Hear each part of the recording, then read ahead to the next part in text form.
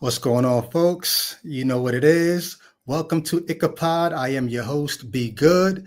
This is the Exit Strategy Show.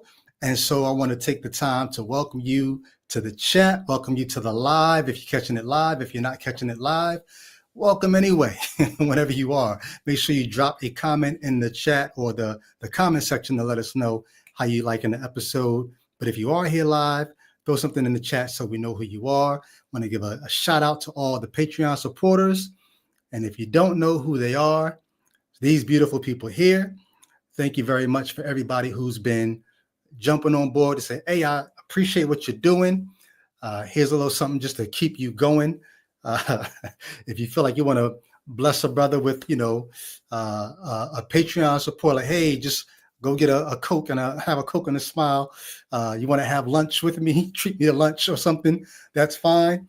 Patreon supporters get a chance to chop it up off stage. Those of you who are Patreon supporters, if you hit me up with a message, I'm right there rocking with you, carrying on the conversation, keeping it going. We got some more Patreon supporters who jumped on board even after this was all put together. So we got to expand this list, which we definitely will. But thank you, everybody who's been supporting. What's up, y'all? Mo Wheat, what's good? Pragmatic Crystal, thank you so much for doing everything that you do. Jason B, what's happening? Come on in the chat. I can't wait for tonight's episode, y'all. This is an episode that I've been plotting on for, again, over a year. Like I told you guys a while ago, there have been things that I've wanted to do for a while on this channel, and I'm finally getting a chance to do it. And I'll tell you what that is in a second if you don't already know. Goat Herder's Guide to the Galaxy. What's happening? Yes. Greet somebody in reason's name. Yes. Glad you're here. And I like to make sure y'all know y'all can go check out Goat Herder's Guide to the Galaxy. Check out his channel. You will be seeing him on the channel very soon, telling more of his life after faith story. Aunt Kathy, what's happening? Yo, what's good? Thurgood, my mans. Elvis Butler, what's happening? So yeah, y'all, tonight, definitely want to dive into this episode. You saw the thumbnail, Broken Promises. About a year or so ago, maybe probably more than a year now, maybe close to 2 years ago, on Facebook, I'm always there agitating, not because I'm trying to be mean, not because I'm trying to be a jerk. I'm there on Facebook largely because I was very connected to a community of Christians. And when I began to unbelieve, I tell you guys this often, I would feel like a terrible person if I found out that the thing that I've been preaching for years and years and years was not true. And I saw all the ins and outs. I saw all the little strings and threads, all the seams that you could just pull on and watch the whole thing unravel. And then I saw people who, the apologists, professional Christians, and it is their job to stitch all those little seams back together with the most unreasonable reasoning. And I saw unsuspecting Christians who were, like I was, eating up all of the nonsense. And I said, man, I could help them. I could show them. I could shine light on that's nonsense. You don't need to be doing that anymore. You can give that up and your life might even, it's not just that your life will stay the same. Your life might improve even. Mine's did. But you're being bamboozled. You're being lied to. And I could see and I could show you. And if I saw that and I kept my mouth shut, I would feel like a terrible person. I would want somebody else who saw the lies, who saw the BS and thought they could help me see it too. Even if I didn't agree with them, I would want them to do what I was doing. I would not want them to shut up and go away, even though I often want to shut up and go away. I've got an entire life to live. But I'm looking back at people like, and Paulogia, if you don't know, the YouTube channel, Paulogia, he has a new video that he put up. So just so you understand the context here, there are apologists who it is their job to shore up the Christian faith, to shore people up in the Christian faith. So you have apologists. I need y'all to rock with me. Let me know if my microphone bugs out, because y'all know I had issues with my microphone a few days ago. So let me know if the mic is on point. Michael Apple in the chat says, but what about those 500 prophecies Jesus fulfilled? We're going to talk about some of that tonight. Yeah, so JK says, it's working. I thought you were talking about my mic, but she says, JK says, it's working. More and more people are leaving the Christian cult.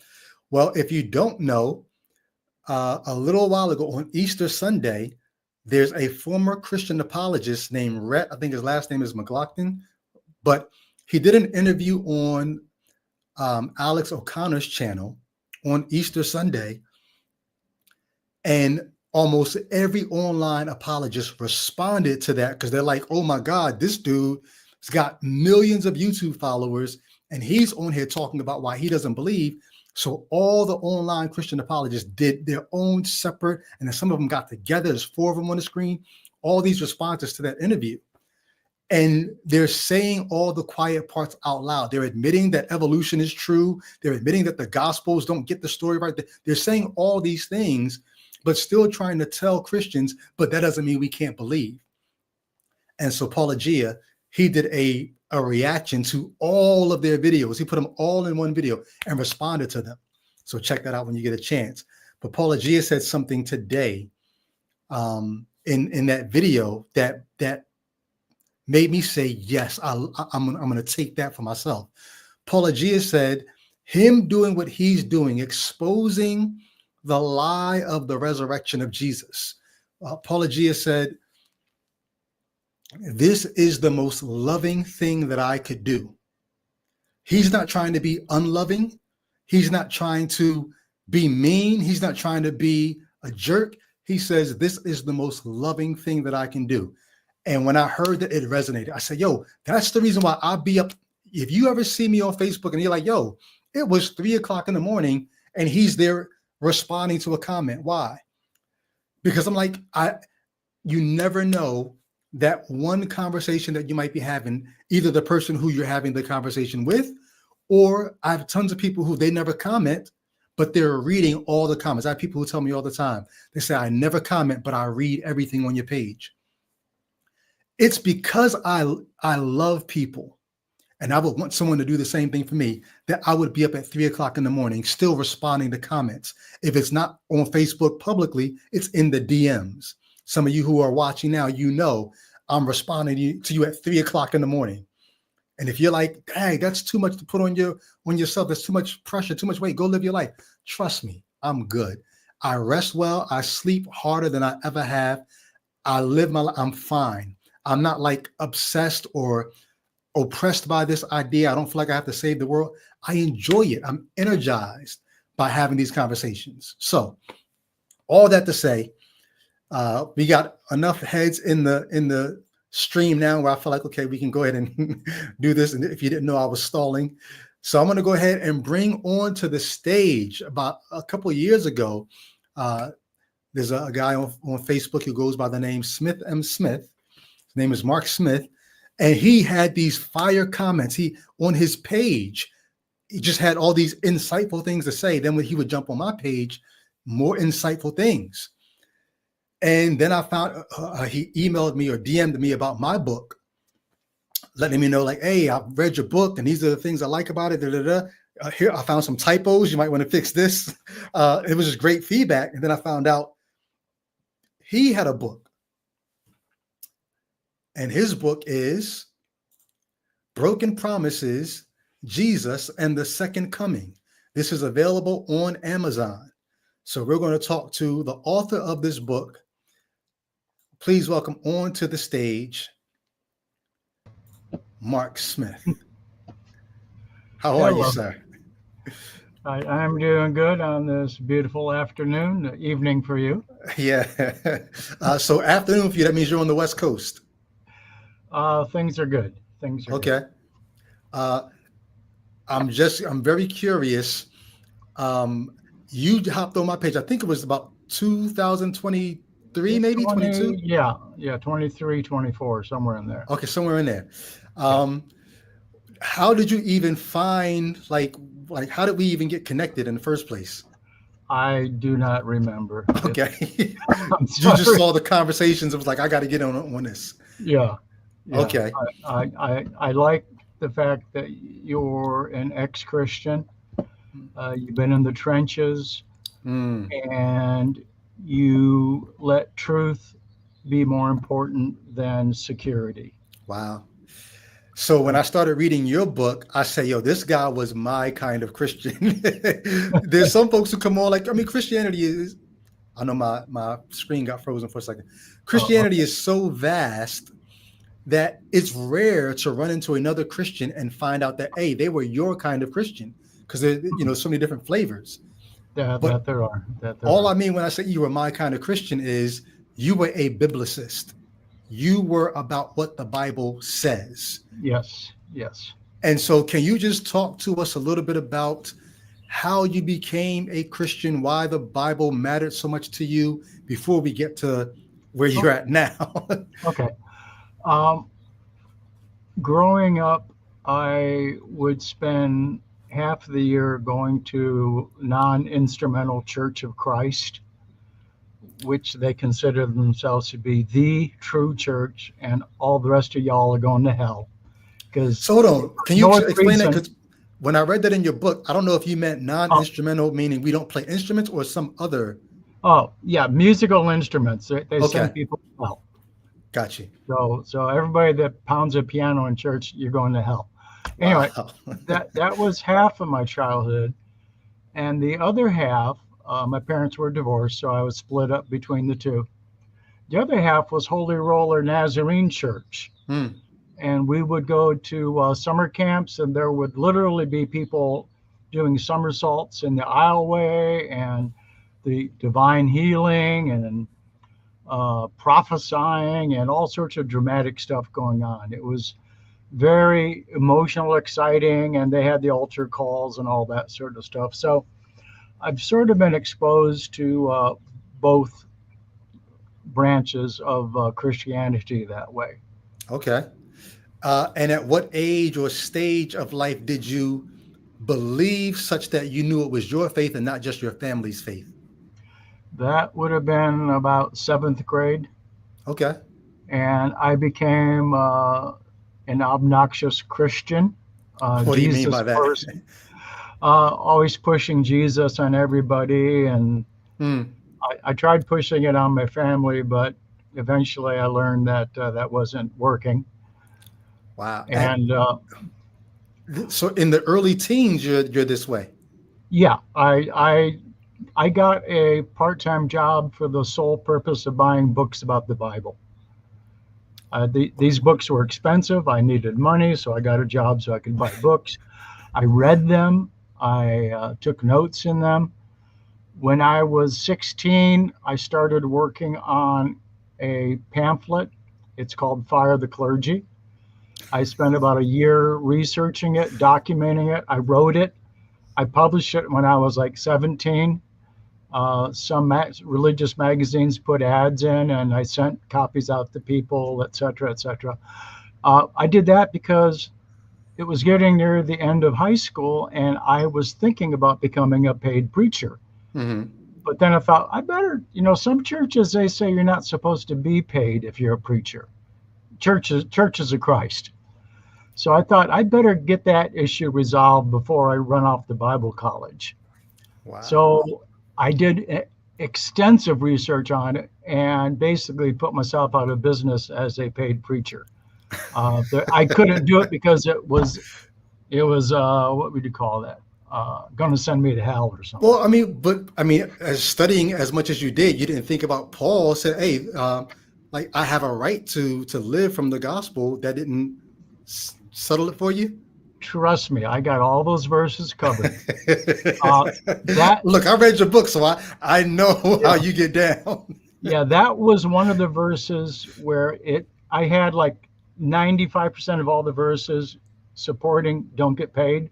Mm. That was one of the verses on the other side of the column that was bugging me. And it was like 3 a.m.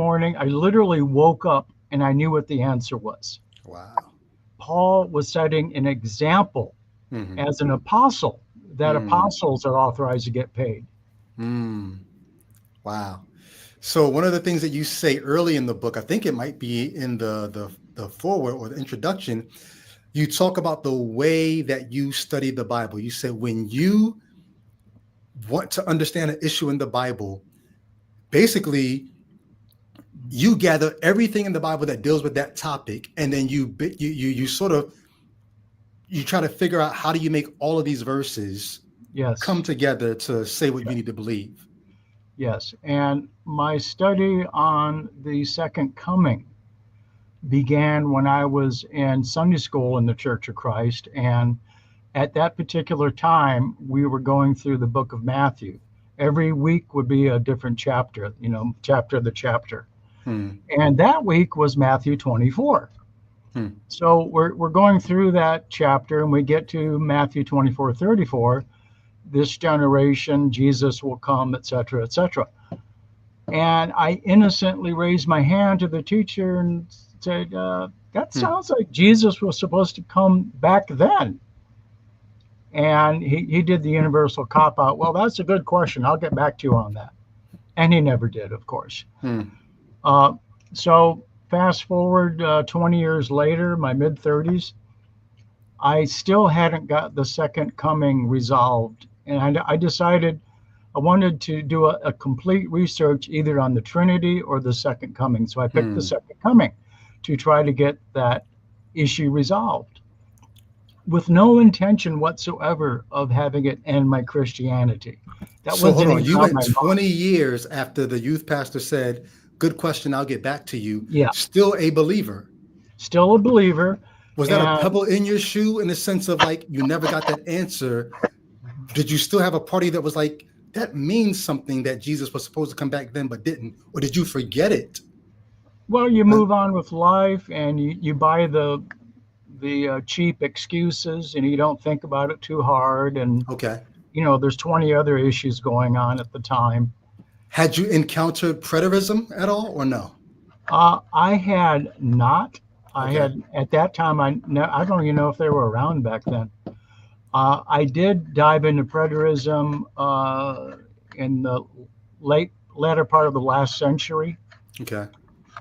Before I exited Christianity, I was hoping it was a lifeboat for me Hmm. because my Christianity was sinking like a rock. Jesus was a false prophet. He Hmm. lied. Paul lied. Peter lied. We don't worship false prophets. And preterism seemed to have the answer. Hmm. For those of you that aren't aware that what preterism is, it basically says that all of well, there's 12 different branches of preterism. So in general, uh, all the second coming prophecies were fulfilled back then at 70 AD, Hmm. invisibly. And nobody saw them, but you could sense them if you were spiritual enough, Hmm. or Hmm. some Hmm. malarkey like that. Anyway, preterism turned out to be a dead end street, and I've had a debate on that with Dr. Don Preston, Hmm. and I've written a book. I haven't published it yet on preterism. It falls apart. It's basically a lifeboat, a last ditch effort to save the Savior, Hmm. and I'm not impressed with it. It's all Wow. smoke and mirrors. Wow. So you go into this study after 20 years after the youth pastor says, "Good question, I'll get back to you." You go Hmm. 20 years just living life as a Christian. Yes, At some point, you decide, I'm going to study the second coming. I'm going to yes, get to the answer yes. of why it looks like Jesus was supposed to come back, but he didn't. Just like you got to the bottom of Paul saying, "Hey, I have a right to get paid." You got to the bottom of that. Your faith stood still. Yep. You thought you'd get to the bottom of this, and Yeah. your faith would still, and you'd help the church have a Oh, better yeah. answer for the question. Because the second coming, there's several different schools on it, and people don't agree. And I thought, I'm going to crack this nut. I'm going to Hmm. figure it out. Wow. Nobody else has done it. I'm going to come in and rescue Christianity and get to the bottom of this whole thing. Did you think that you were writing a book when you were doing this research, or did you think that you No, were just no. edifying yourself in the faith, basically? I was just doing research for my own, to satisfy my own curiosity. Got you. Question: before you begin doing the research for what became the book, and I'll put it on the screen again, even though it's there behind you. Before you started doing the research, you said back when you were 18, you needed to solve the whether you should be paid or not as a clergy. Yeah. Did you actually end up going into ministry? No. Okay. I ended up going to college, engineering classes and such like that. I had wanted to be a preacher, but my morals wouldn't let me, do it. Okay. So wait, is there more behind that? Because that could mean a lot of things. I'm not sure if you want to go into what that means. I'm sorry, you're right. I believe that taking money for preaching is morally wrong. It goes against a lot of plain scripture. Okay. And I wasn't going to swindle people out of their money. Okay. So you were going to be basically a tent maker. You're going to have tent makers. Is the slang we use because Paul was a tent maker. Yeah. That's how he supported himself, as opposed to putting that burden on the churches. Yes. You were going to be have a career and then just do ministry as you found your hands free to do it. Yes. Wow. Yeah. So you were serious then. I was serious, and I at that point in my life I would have happily died for Jesus. I was a true Christian. It guided my life. My world revolved around it. So I didn't plan on asking this, but since you said it, help somebody out, because there's somebody who's going to ask, how do you know you are a true Christian? What do you mean by that? Oh, it's a feeling. Okay. There is no passport that the kingdom of heaven dishes out to its citizens. So it's actually no Christian on this planet can prove they're a Christian. It's impossible. So I get into that a lot online with various Christian people that we've gotten into the habit of calling them professed Christians. Yeah. That wraps up all 2 billion of them. All right. So that being said, let's dive in to, you go into this study. You don't think it's going to lead to your deconversion at all. No. But it does. How and why? I came to I gathered all the data on the second coming, not just the Bible verses, but the Greek behind the Bible verses, people's explanations of the Bible verses, commentaries on it, books in the second coming, etc., etc. And how I do a study is I basically have 2 columns. This supports the proposition and this goes against the proposition. And more and more of the data I had was lining up that Jesus was due in the 1st century, his second coming. And it ended up where there was a vast majority on the Jesus was due in the 1st century. And eventually it ended up where everything was in that column. Wow.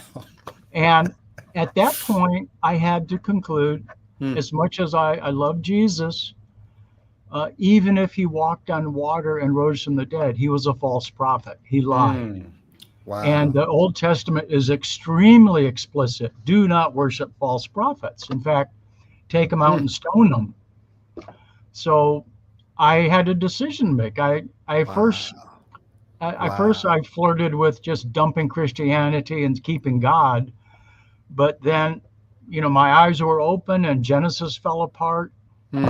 And a few other things fell apart. And then I dumped Bible God, which is what I call him. Okay. And now, were you calling him Bible God before you ran into me on Facebook? I think I originated that phrase like 20 plus years ago. Really? Yeah. I and Wow. I've seen it get more and more popular, and I really encourage it because we're talking about, if you just say God, you're granting the Christians that their God is real, and he's not. Mm, He's the God of the Bible. You got the God of the Koran, the God of the Torah. You got other gods here and there, and you shouldn't grant them what they haven't earned. So wow. I That's try as much as amazing. possible to say Bible God. Well, that's amazing because I thought I had invented that term. I hadn't heard anybody use it before. I was using it on Well, Facebook. great minds think alike. Yeah, the reason why I use the term is because I really came to the conclusion you don't see this God acting outside of the pages of the Bible. No, So sometimes no. I call him book God because, what do you want to do to prove the resurrection? Gary Habermas writes a book.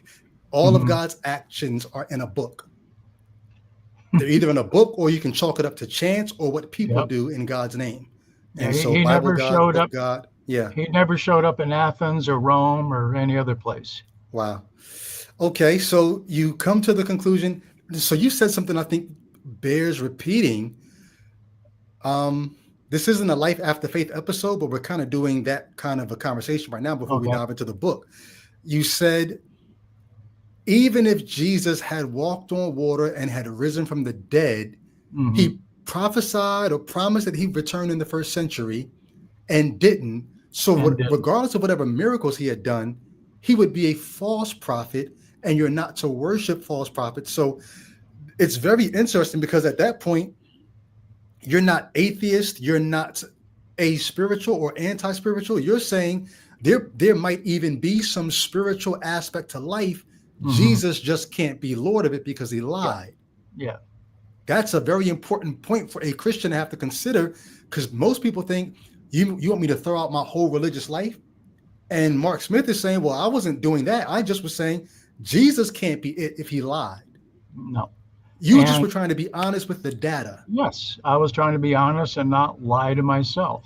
Wow. Uh, if and when somebody can show me that a particular God is real, I'll believe it. But Hmm. I don't see evidence of that. Wow. You're making me want to ask more questions about your deconversion before we dive into the book. You seem like you did get as far as atheism. Is that true? I have moved there, and what I say is I'm an atheist in regards to Bible God. Okay.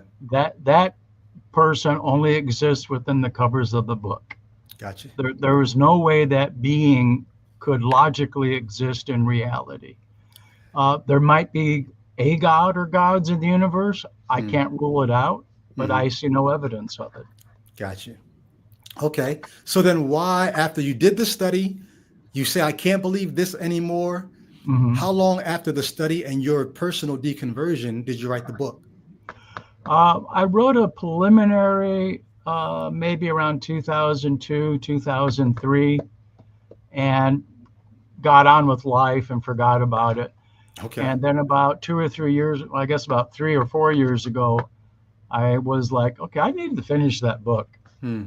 So I still had all of my library Hmm. in boxes. So I dug them all out and finished the book. Wow. And let me explain something to people that might be noticing my beautiful background.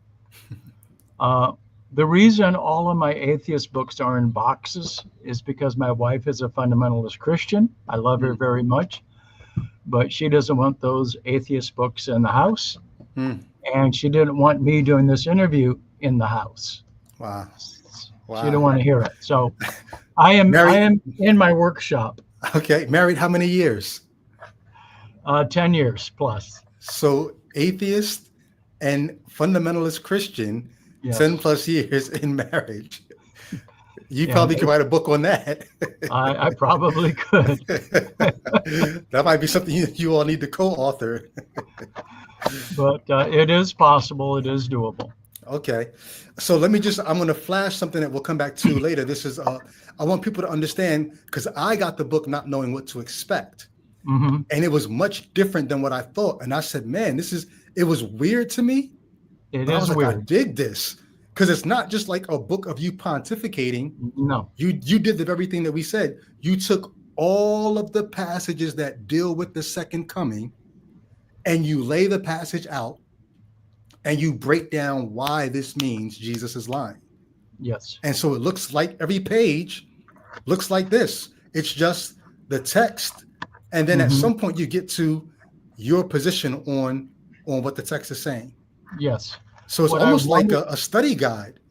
well, it is a study guide, and I encourage people to buy it because if and when your Christian friends come to you Hmm.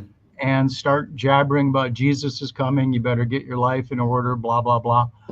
Uh, you can take this book and quickly Hmm. find things to refute what they're claiming.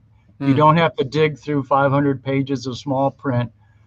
Uh, I got an extremely good table of contents. Everything is quick and to the point. I've Do got you the deal with text. various Bible versions Yes, and the yes. Greek, and like it's so thorough. It's that was my intention. It's not a book you sit down and read. Hmm. It's a book you keep on your shelf for if and when Uncle Bud comes over and starts shoving Jesus in your face. Yeah, I But love it, it. it is a necessary book. Uh, Hmm. what else can I say? Well, I'll say this and then we'll dive into the book. So this is a two-parter. Part one, we're doing broken promises. We're going to stay on your book tonight, and then part two, you'll come back on because you read my book, Let There Be Gaslight, and there were things that stood out to you. So that'll be a Yes. part two. We'll do that Okay. in the near future. But that being said, take us to where you want to take us in Broken Promise. We're going to deal with 5 things that should stand out about this book. I have my favorites, but let's see. I know one of my favorites is one of the ones you're going to bring up, but take us where you want to take us. Okay. Let If you need me me. to put that back on the screen, let me know. Yeah. Let me present. Share screen. I'm going to the book of Matthew. Hold on here. Here Was we it the one that go. I just had on the screen? You could have left it up, actually. Oh, well, I put a new one up there. Okay, got you. Here we Okay. go. Is my highlighting showing up? Yep. Caiaphas is highlighted? Yep. Okay. Uh, what I'd like to try to cover are 5 points about the second coming that most people don't think about, and they're not the usual ones you run into all the time. The first one is from the 26th chapter of Matthew, where Caiaphas, the high priest, is interrogating Jesus. And if you follow my cursor here, Jesus said to him, "You, Caiaphas," okay, Caiaphas had just spoken to him. And right here, Caiaphas said to him, blah, blah, blah. And then it says, Jesus said to him, which would Hmm. mean Caiaphas. Hmm. So Jesus said to him, "You, Caiaphas, you," to emphasize again, "hereafter you shall see the Son of Man sitting on the right hand of power and coming on the clouds of heaven." That is right there in black and white. It's a Hmm. promise, it's a Yeah. prophecy. Hmm. Now, Brady, if you would go to the Lifetime of Caiaphas slide, the biblical archaeology review, and put that up. Uh, so I just took that one off. I don't see anything else. Did you present it? It's one of the ones I sent you. It's got a picture of C.S. Lewis, not C.S. Lewis. Uh, it's a magazine cover. I don't see if you have to present it for me to put it in here. When you say you Oh, sent it, did you email it or well, what did there's you one do? of the graphics, JPEGs I sent you. How did you send it? You had me click the little link, and I moved Oh, the. you must have taken it down because it's not in here. If you could just Oh put it. man. Sorry about Okay. that. Well, let me try sharing the screen again then. Okay. But Okay. ruminate on that while he's sharing the screen again. Jesus is telling Caiaphas, "You."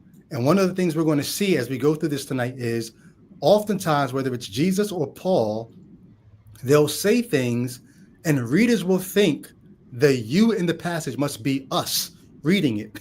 But the you is actually people who existed then. So just keep that in mind as we Mm, go through this. yes. Okay. Is it up and running? Yep. Okay. Um, and I'd like any preterists who are watching this to pay particular attention. Jesus had just promised that Caiaphas, and he goes out of his way to emphasize Caiaphas, will see with his eyeballs the second coming. That was maybe in 33 AD. About 20 years later, Caiaphas died. Caiaphas never made it to 70 AD. Hmm. So Caiaphas never saw the second coming. He was dead, buried, and gone. And for those Christians that think, well, John said maybe some people would stay alive until he came. No, this picture is the tomb of Caiaphas. They've actually excavated this in the 1990s. Hmm. Caiaphas is absolutely stone cold dead, and there's proof that he's dead. They found his tomb. So this not only proves Jesus to be a false prophet, it also disproves the preterist position that Jesus was a true prophet, because That Jesus he returned in promised 70 Caiaphas. AD. Yeah, Caiaphas never saw the second coming. That Hmm. prophecy of Jesus is blatantly false. So could we say this though? Even if the preterist is right that Jesus returned in 70 AD, one, if Caiaphas was alive, he wouldn't have seen it because the preterists say he returned spiritually. Invisibly. And then two, Caiaphas wasn't alive. So even if Jesus did return in 70 AD, Jesus lied because Caiaphas didn't see it. So there's Yeah. all kinds of problems with this. Yes. And this is a verse that people don't usually tie in with archaeology, Hmm. but there is stone cold proof in the tombs of Jerusalem that Jesus was a false prophet. Wow. And this I've is never for, heard anyone make that point. So yeah, yeah. yeah, thank you. This is for preterists and non preterists. Hmm. Either way, your Jesus made a false prophecy. Wow. Wow. Okay. That's number one. Okay, let me go to the next one here. Let me go to, I'm going to page 77 in my book. Again, this is the book, y'all. Go to Amazon, cop that thing. I got it on Kindle for like $9. If you're an e-reader, go cop that. Okay, I want to share my screen again Yep. where I don't see the link now. Okay, that's Uh, great. can I take the Caiaphas one Present. off? I got it. I got Okay. it. Share screen. One moment. Window. I see something coming. All right. Okay, let It's me on know screen. when it's It's on the there. screen. Yep. Okay. This is another verse that most people don't really think about when they think about, was Jesus a false prophet, Hmm. or the early Christians. In this particular case, it's the Apostle Paul. Paul is telling the Christians in Corinth, wait till the Lord comes. Hmm. Judge nothing before the appointed time. Wait till the Lord comes. And there's various translations here. Wait until the Lord returns. Wait until Jesus comes back, etc., etc. And then I get into some commentaries from various scholars, etc., etc. But this is the point I want to make. They are told to wait. No one's going to tell you to wait for the sun to go supernova in 5 billion years. Hmm. No one's going to tell you to wait until the next ice age comes. Hmm. You're only told to wait for things that are reasonably within your lifetime, Hmm. period. It would be insane to tell somebody, well, you just wait until the end of the universe when it dies of heat death and the last electron stops vibrating and everything falls apart. Hmm. No, that's insanity. Paul is telling the Corinthians that the second coming of Jesus is within their lifetime. Hmm. It's none of this quibbling over the word Milo or soon or imminent or none of that. It's within their lifetime. There's no way to get around this. They are to wait till the Lord comes. So So it is what do within you their say life. to the people who, because I know me as a Christian, I would have probably tried to, and I'm sure you've heard, Put your Christian hat on. Let's hear it. yeah, I'm sure you've heard different iterations of this response. Um, the scriptures may not have been written to us, but they were written for us. So whatever Paul is saying to them, he's saying it for our benefit, in the same way that you find passages that say the Old Testament prophets, they weren't, the New Testament says this about people in the Old Testament, says they were not prophesying for their sakes, but for your sakes, so that they didn't see all the things fulfilled, but they were only prophesied for. Is this a weird way to kind of to get this out? The New Testament author is telling their audience that the Old Testament prophets were prophesying for the sake of the New Testament readers, Mhm. so that the readers back in the Old Testament, they never saw the benefit of those prophecies. The New Testament audience did. Could it not be the same thing where the New Testament authors are writing to people at that time, but it's going to be fulfilled for people much later? Then Paul lied because Paul told them to wait. Hmm. I mean, the letter is very specific to Yeah. the Corinthians. Yeah. Um, and he goes on with all these issues in the Corinthian church, what's been happening, do this, don't do that. And he is specifically telling the Corinthians, Hmm. for somebody to say, well, yeah, but maybe he meant people a million years later, that is wildly ripping common sense out of the verse. Hmm. If I tell you to wait at the bus stop for me and I don't show up, and I try to use that excuse on you, well, I didn't mean you. I meant your great, great, great, great grandchildren. No, that's insanity. That's just trying Hmm. to trying to get an excuse out of thin air. Hmm. Got you. So again, they're told to wait until the Lord returns. Don't do any premature judgments. And you can't wait for something that is not within your lifetime. Let me see Hmm. if there's anything in the commentaries here. Okay, here's God Without Dogma by Hugo Fruhoff. Hmm. Paul expected Christ to return in his lifetime. Here's Lost Christianities, Bart Ehrman. They were living at the end of the age. The end was coming soon. Here's Who Tampered with the Bible. The Essenes also believed they were living in the last days. So not Hmm. only were the Corinthians told to wait, it also fits in with the atmosphere at the Right. time The in the ethos first of the century. time. Yeah. Yes, yes. And okay, I'd Well, like well, to well, get. hold on.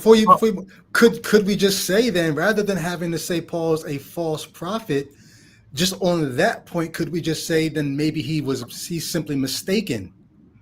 well, I don't think he was dishonest about it. I think Hmm. he believed it, Hmm. but it works out. He we don't know his motives. Yeah. I'm going to assume Paul honestly believed that Jesus was coming back within his lifetime. But again, what you have to look at is the evidence, not what's in their heart. The statement that he made turned out to be false. Gotcha. Okay. Okay, now More coming, y'all. for the next, can you call up the marriage slide? With it's a church.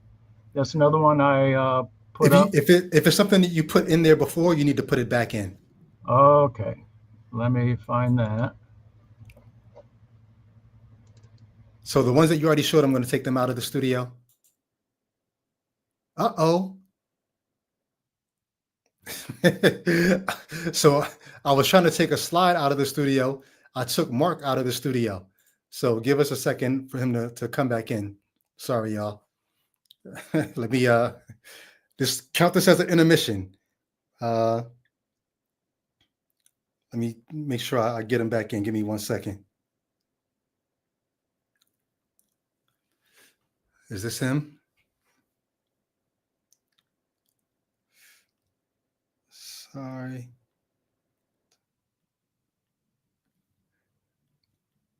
Give us 1 second. We'll get it back.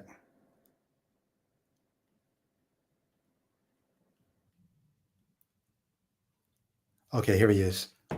Got it somehow. Yeah, sorry. I was trying to take your slide off the screen and I ended up taking you out of the studio. Oh, I've been evicted. Okay, let me get on to another section of 1 Corinthians. And window.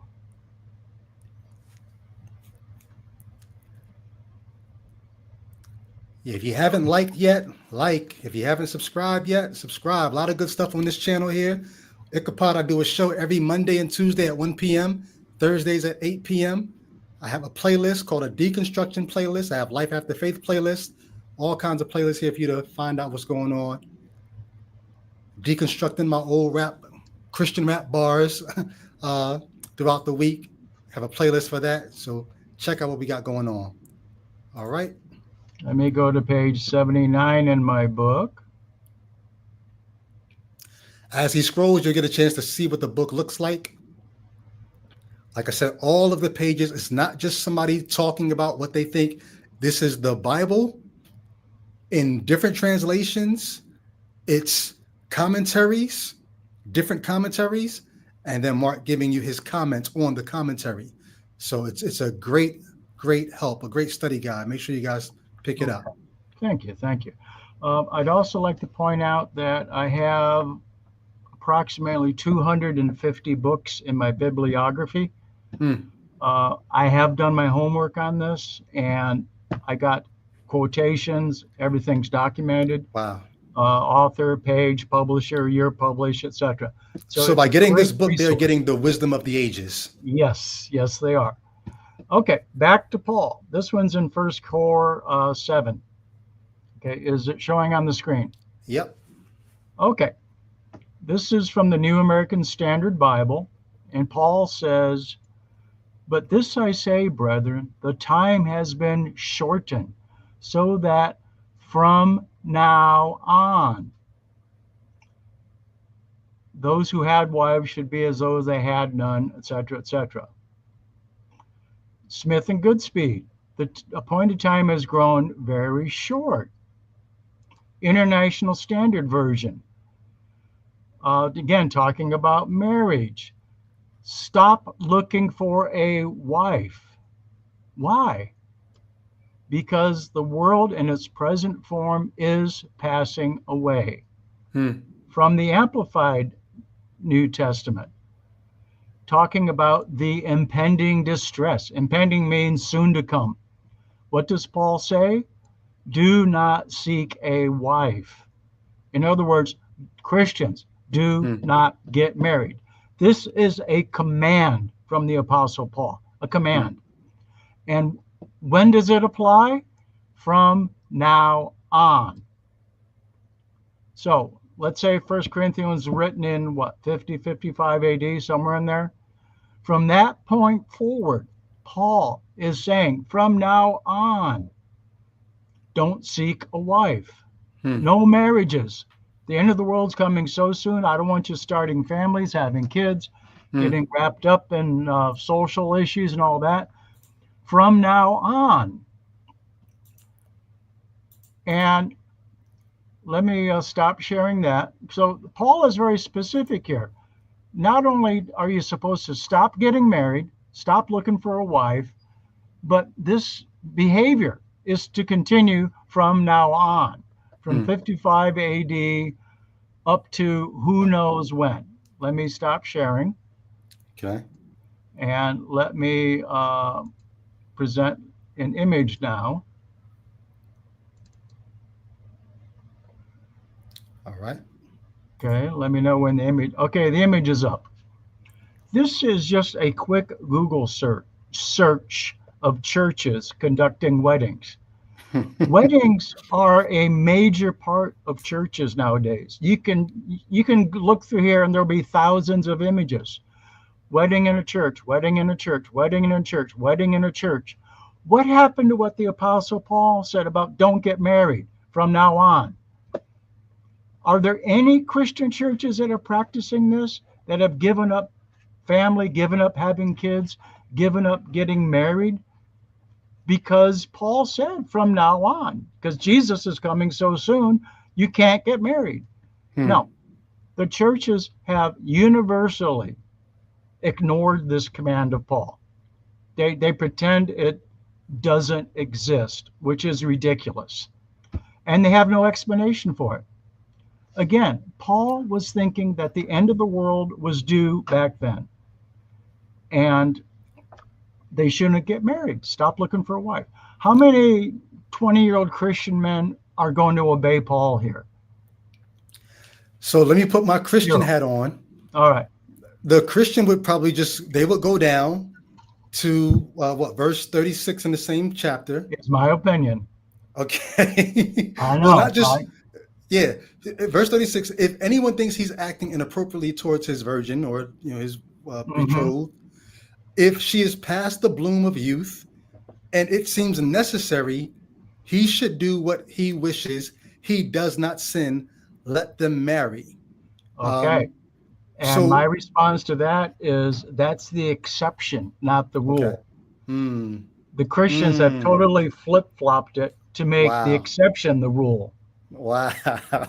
I mean, find me one religious movement besides what was it? The Shakers in the 1800s didn't they followed Paul's advice. I believe it was the Shakers, and they died out because they weren't having any kids. Literally, the church died out. But find me one church today that takes Paul at his word. They don't exist. For the Christian who wants to say maybe Paul got the timing wrong or whatever, but so that he gave us an out that we still could get married, you still have to wrestle with the fact that like Mark said, why did the thing that was supposed to be the exception become the rule? What does that say about Paul's sense of urgency, Paul's sense of this thing is imminent? Mark just read the different versions. All these different versions are just finding different ways to say this thing is upon us, such that the rule would be don't waste time getting married. But if you have to, then go ahead. But everyone ends up having to, because look how much time was left on the clock. You never, if you're a football fan, you never see teams get into a hurry up offense when they've got all kinds of time left on the clock. You only get into a hurry up offense when you realize the time is ticking down. We're about to be out of time. Why does Paul have Christians living in a hurry up offense when it comes to marriage? If you've got 2,000 years. And if Paul got it wrong, what do Christians expect to get right? I mean, he was an apostle. He had supposedly direct communication with Bible God and Bible Jesus. If he screwed this up, what chance do you have, Mr. and Mrs. Joe Christian? None. Okay. And if he screwed that up, what else did he screw up? Exactly. Okay. I'm going to get into another one here. And this is one that you never hardly ever see advertised. If there's a Christian who's watching this and you think you've got an answer, explanation for some of this, throw it in the chat. You don't have to super chat. I will put it on the screen and we'll talk about it. Okay, let me share a window. C.S. Lewis. Here. This will be C.S. Lewis. There he is. I'm going to do the Bible first here, or the quote first. Is it this one? It's the one with C.S. Lewis on page. Yeah, it's a picture of him. Okay, in my book, I'm going to page 124. C.S. Lewis, page 124. I'll take it down till you tell me what to put up. Okay. Yeah, go ahead and put this from my book. Go ahead and put that up. Let me know when you're ready. Where it says wrong on the screen? Yes. Okay. Yeah. Okay. C.S. Lewis was one of the most prolific Christian writers to exist in the last 100 years. He was extremely popular, and Christians have great respect for him. However, there's one particular book he wrote that you never hardly ever hear quoted by Christians. C.S. Lewis apparently was honest enough with the evidence to not lie about it. Wow. And this is what C.S. Lewis said in his book, World's Last Night. It's number 74 in my bibliography on page 97, etc. This is what he said. But there is worse to come. Say what you like, we shall be told. The beliefs of the first Christians have proved to be false. It is clear from the New Testament they all expected the second coming in their own lifetime. Same thing I'm saying. And worse still, they had a reason, and one which you will find very embarrassing. What was the reason they thought that Jesus was going to return within their lifetime? Their master had told them so. C.S. Lewis wrote this. He shared and indeed created their delusion. Wow. This is one of the most prolific Christian writers Hold in on. history. Was this C.S. Lewis writing before he came to faith, or was this C.S. Lewis as a Christian? As a Christian. Wow. He said in so many words, this generation shall not pass till all things be done. Matthew 24:34. And he, Jesus, was wrong. W-R-O-N-G, wrong. C.S. Lewis, Christian author, is accusing Jesus of being wrong about this issue, the second coming. Staples, come on, Clive. Don't do it, Clive. I know, he clearly knew no more about the end of the world than anybody else. It is certainly the most embarrassing verse in the Bible. He was honest about it. Now, as in addition to this, note, the we shall be told is told by a hypothetical atheist, but Lewis does not appear to disagree with or refute what his atheist friend is saying. Okay, now let me go to the picture of C.S. Lewis. Hold on, I might need you to explain that last part, that note. Can you break that down a little bit?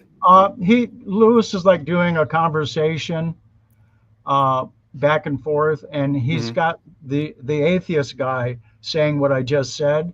Okay. But he puts it in his book and doesn't refute it, doesn't contradict it, doesn't do anything. Okay, so that makes it a little more understandable. Lewis is putting those words in the mouth of an atheist, saying this is the charge coming from atheists. And then you're saying, but Lewis doesn't come back at the atheist about that. No, doesn't contradict him, doesn't refute it. And I think it was C.S. Lewis's way of slipping this in without causing too many waves. So now I'm curious, just the skeptic in me wants to try to figure out, so why was Lewis, does he at least say or tip his hand as to why he put that in the atheist's mouth without refuting it? No. I mean, it'd be like me spending a whole page quoting Adolf Hitler and then not refuting it. Right. I mean, the logical conclusion would be I'm agreeing with Adolf. Wow. Okay. And so let's go to the C.S. Lewis picture. There we go. And this is the book, The World's Last Night. It's right in there. And this one really shook me up when I read it because, I mean, if this major Christian author who I respect and read a lot of his books says this, I respected him. He was honest about it. Yeah. Okay, let me go to my last point here and share screen again with the Bible, or my book, excuse me. All right, I'm looking for it. This is good stuff, man. Thank you so much for coming on and sharing this. We're not done yet, y'all. Stick around. All right. Okay, now I'm going to page 137, and this is another thing that you don't hear talked about very much. I call it the gap or delay theory. There's a branch of Christianity that says, well, yeah, Jesus said that he was going to return within that generation, within the first century, but there was a gap of thousands of years between when he said that and when he was actually going to do it. And this never made sense to me. And the more I studied it, the more it fell apart. Hmm. And the dispensationalists like to use this. And they'll just say, well, yeah, there's a gap in the middle of Matthew 24:34. No evidence, no proof, just the claim there's a gap. Hmm. So when Jesus said, I'll be back within one generation, he might have been talking about a generation 10,000 years in the future. That's what they're saying. There's a gap. Okay, what does the Bible say? Well, Luke 12. Jesus condemns the slave that says, my master is a long time coming. Literally, my master is delaying to come. Sounds Hmm. just like the dispensationalists.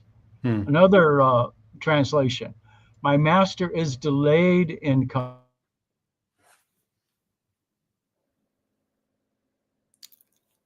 Did I lose you? How you can make it any plainer. 37. For Hold on. in I'm sorry. just a I very lost little. you. Can you? I Uh-oh. lost what you were saying just a minute. Can you go back just a few sentences? Okay. Uh, master.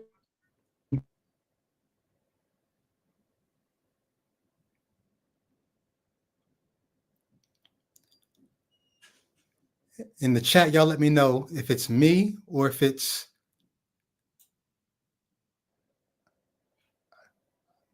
Mark. Are you there? I'm not any audio. Well, you just came back, but it seems like you keep freezing. James says Oh, Mark is buffering. uh-oh. Okay, I can hear you. Yeah, you seem like you're back now. Okay. Is Hebrews 10:37 showing? Yes. Okay. This to me is one of the strongest refutations of the dispensationalist school of thought that Hmm. there was a delay or a gap inserted somewhere in the second coming promises. I don't know how you get out of this. It says in plain English in our translations, he who is coming will come and will not delay. I don't know Hmm. how you can make it any clearer. I mean, even a blind person should see this. This whole idea that there's a delay in executing the second coming promises, no, that goes against clear Bible teaching. Hebrews 10:37 will not delay. Hmm. Another reference to it, Matthew 24:48. It's the wicked slave that says, my master is delayed. Hmm. Do the dispensationalists want to volunteer to be the wicked slave? Maybe. So what I see in Okay. this, though, what I see in this is I see early Christians writing these kinds of things in their texts to shore up people who are doubting. Like, these are not the kind of things you write for people who are going to read this thousands of years later. You write these things for people who are in your Hmm. community doubting at that time. Yes, you're building them up, Yeah. encouraging You're them, gaslighting them, basically. edification. Well, This yeah, is gaslighting. Yeah. to use something from your book. Hmm. That's a good one. Okay. Uh, Luke 18. Will he delay long in helping them? And the answer is no. 2 Peter 3:9. The Lord does not delay his promise. And he's talking about the second coming. Again, a direct slap in the face to dispensationalists who have Hmm. this gap or delay theory, et cetera, et cetera. So hold on, And can we real quick, while you're there in Second yeah, Peter 3, the rest of that passage, doesn't that lend something to the believer? Because 3:8 says, dear friends, do not let this one thing escape your notice, that a single day is like 1,000 years to the Lord, and 1,000 years as a single day. The Lord is not slow in his promises, as some regard slowness, but is being patient toward you. So I kind of almost hear what you're about to say, mhm, because he does not wish for any to perish, but for all to come to repentance. But the day of the Lord will come like a thief in the night. Well, So, I happen to have a whole chapter on that. okay, okay. And trust me, it falls, the second Peter excuse falls apart. Mm, The main reason being that second Peter was written way after Peter had already died. okay. And I know Christians believe in miracles, but I don't know if they believe that much. Mm, And there's a dozen other reasons why the book of second Peter is not accepted as being legit. right. But even if it was, the author has Peter saying to the reading audience or hearing audience at that time that they should not think that Jesus is going to be delayed much longer. Yeah. He's not saying that to them for us. He's No. saying that to them for them. Yeah, he's encouraging them. Yeah. And again, you're not going to be told to wait for something that's going to be 1,000 years after your death. Hmm. It makes no sense. Okay. So those are the 5 things I wanted to share from my book. They're arguments you usually don't hear in regards to the second coming.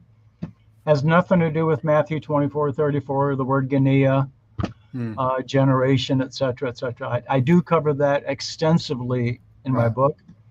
I So what do you, have. go Oh, ahead. go on. I have almost 100 translations of Matthew 24:34 in my book, and guess what? Hmm. They all basically say the same thing, that Jesus was due in the first century within their lifetime. Hmm. So you cover more than just the 5 things we talked about tonight. There's so many things you cover in your book. The 5 things that you went Yes. through were just 5 that you grabbed to talk about Yes. tonight. But have you heard? So let's say people like Mike Jones from Inspiring Philosophy. He's been putting out this idea that certain Christian apologists put forward, that what you have Jesus saying in Matthew 24:23, this generation will not pass away. Yeah. He would say that was a conditional prophecy that God was free to change his end of if people didn't meet the conditions. And so the conditions being that the gospel would be preached throughout all the earth, and there's certain conditions in there that weren't met, and so God was not on the hook for having Jesus come back in their lifetime, since they Okay. didn't Well, meet the let conditions. me do one comment off the top of my head. If he is saying that Bible God was waiting for the gospel to be preached in all the world, the Apostle Paul claimed that had already been done. I believe it's in the book of Romans. I could look it up and get it to you later. You probably remember it. But Paul This claims gospel that has been preached throughout all the world, right? Yes, it's already been done in the first century. So much for the guy's excuse. It doesn't hold water. Yeah. And claiming that's inserting a gap, a condition. And we've already seen that Bible God does not delay. If this was promised within the lifetime of the first century apostles that were listening to Jesus in 33 AD, we've already seen God does not delay. So the Mike Jones excuse falls apart upon that also. Wow. And I'm sure I could find a dozen other reasons why it falls apart. Yeah, he and Dan McClellan had gone back and forth in a series of volleying YouTube videos and maybe TikTok videos, trying to parse out whether Jesus could have made a conditional promise there. It was a very fiery back and forth, actually, between those two. But you have done a great service to the Western world, that world that reads this stuff and tries to, in some kind of way, base their life on the return of Jesus, whether it be spiritually or physically. What do you make of, if anything, I'll let you go after this comment here. What do you make of the way politics is playing out in the United States right now, in light of people maybe even being willing to, okay, we're not going to get a literal physical Jesus, but if we could get something like Christian nationalism, if we can get a man on the throne or in the White House Mhm. who's going to push the agendas, then this could kind of be like thy kingdom come, thy will be done. So he's returning, or maybe the kingdom is manifesting through what we're seeing politically. That sounds like a hell of a stretch. Hmm. Number one, that's putting the United States of America on a pedestal above every other nation that's ever existed, Hmm. as if what happens in this particular country out of what, 200 or 300 other countries, Hmm. would mean more to Bible God. They'd have to show that, first of all. Yeah.